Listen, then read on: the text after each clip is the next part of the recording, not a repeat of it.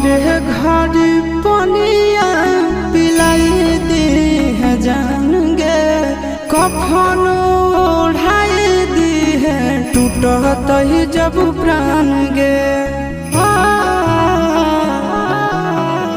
मरे घर पनिया पिलाई दी है जान गे, कफन ओढ़ाई दी है टूटत ही जब प्राण गे।